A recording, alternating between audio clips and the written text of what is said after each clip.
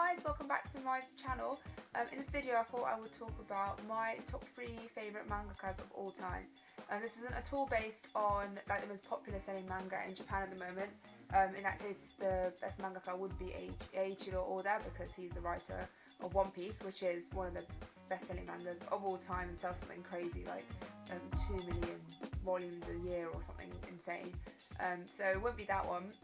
These are mangakas that had a large influence on me in terms of like my personal drawing style and just, you know, my Japanese and everything basically. So I just picked the 3 that had the most influence on me. Whether you agree or not, that's obviously your opinion, but I think one of the ones I'm going to mention is kind of an all-round favourite anyway, so there shouldn't be much discussion on that. So yeah, let's get started. My first favourite mangaka would have to be Osamu Tezuka. I know I've been harping on about him like basically in every single video, but he is my all-time favourite. I've read his comics like my entire life. Everyone's heard of course, like Astro Boy, or if you've seen the film Metropolis, his production company was part in directing that as well, like the anime version, not the original black and white film. Dondoraki is another series that I really enjoyed. Phoenix or Hinotori is another one. Blackjack, of course, absolute classic. Yeah, so those are just some of the things that he's written, and you know, they're all absolutely amazing.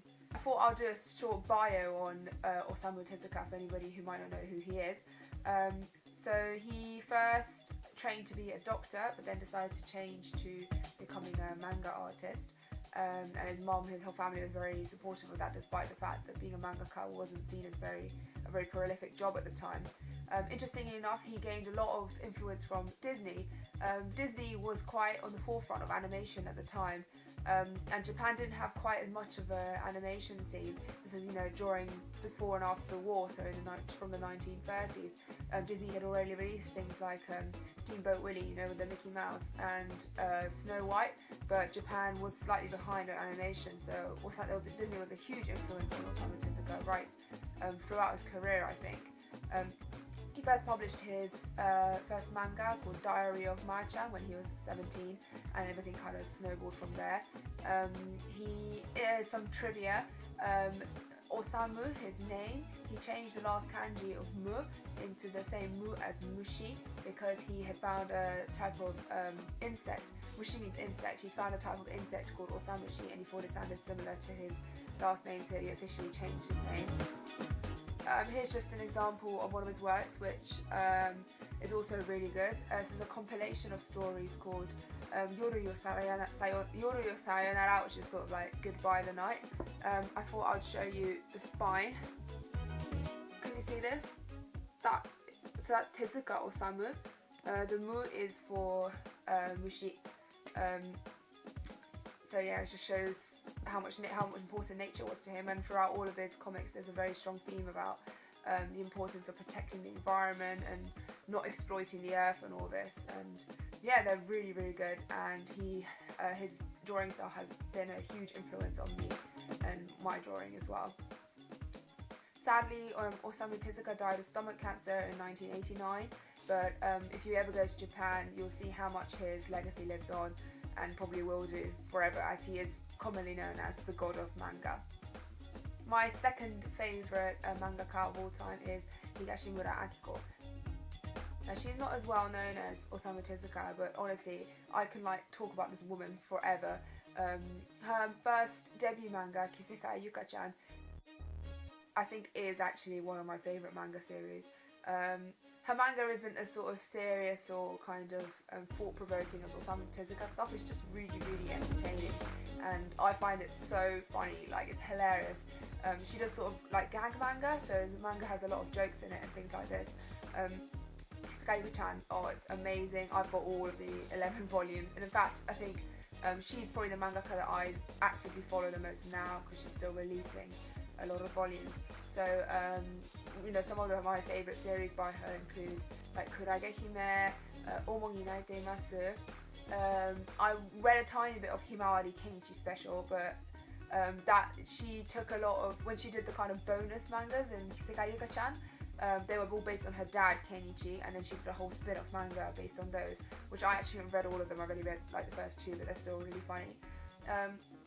She also does a series called Kakakashikashika, which is sort of like an autobiography of how she started out in art school and how like writing from her perspective now, looking at her past and seeing how much like art influenced her and stuff like this. It's like an autobiography, which is quite good, but it's not more serious. It's not a comedy manga. It's like a serious kind of.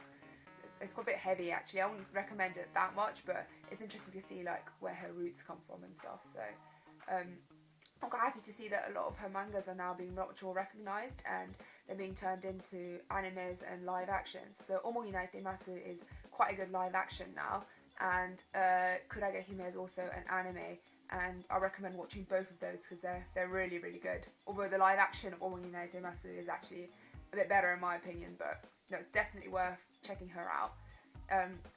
Again, my personal drawing style has been hugely influenced by her. She's very much kind of a freestyle drawer. It's things like perspective and anatomy and all that aren't 100% on it. Like, it's very sketchy, but I really, really like it. And in fact, the artwork in Kisekaika-chan, from about volume 2 to volume 4, is my favourite, and I basically like copied the hell out of that. Like when I was practicing drawing manga and stuff, and her style is still basically. My style is basically half stolen from hers, and I'll happily admit that because she's so good. So it's worth checking her out. Finally, my third favourite mangaka would have to be Fujiko Fujiou, the creators of Doraemon. Some of you, I don't know if you all know, but Fujiko Fujiou was actually two people. It was Fujimoto Hiroshi and Moto Abiko. So they were like a duo, and they've created Doraemon together. Initially, one would write the story and one would draw it, but I think they switched around occasionally. And actually, if you're like a die-hard fan like me, you can tell where the styles has changed in the volumes. What I like about Doraemon is, I know it's a bit too young for me now, but it had such a huge influence on me when I was younger. I think Doraemon is the reason why I became interested in comics in the first place.